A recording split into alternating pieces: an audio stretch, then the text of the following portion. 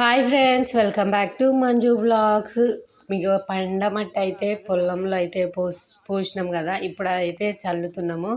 కొంత ట్రాక్టర్ తోటి పోసినాము, కొంత అయితే ఎడ్ల బండితోటి పోసినాం అని చెప్పేసి ఇక ట్రాక్టర్ తోటి పెద్ద పెద్ద కుప్పలు పోసిరు. ఇక అది చల్లడం కష్టం అవుతుంది అని చెప్పేసి అన్ననే ట్రాక్టర్ తోటి అయితే దున్నేసిండు. ఇక పొలంలో అయితే ఇలా చిన్న చిన్న కుప్పలు చేసినాం అని చెప్పేసి ఇక నానైతే చిన్న చిన్న కుప్పలు చూడుర్రి చల్లుతూ ఉండు.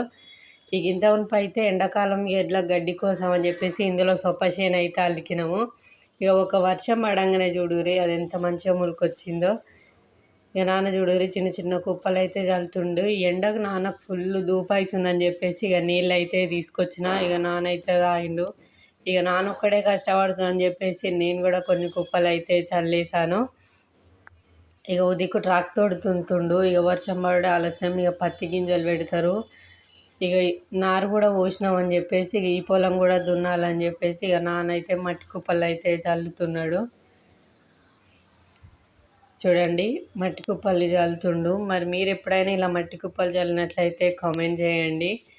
ఒక రైతు ఎంత కష్టపడుతున్నాడో చూడండి. ఓ దిక్కు ఎండ, ఓ దిక్కు వాన, చలికి ఏం లేకుండా ఇట్లా ఎప్పుడు కష్టపడుతూనే ఉండాలి.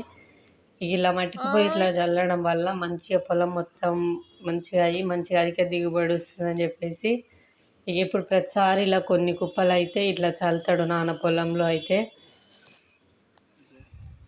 చూడురి కొన్ని అయితే సగం పడి అయిపోయినాయి. ఓకే ఫ్రెండ్స్, మా వీడియో ఇంకా నచ్చినట్లయితే లైక్ చేసి సబ్స్క్రైబ్. బాయ్.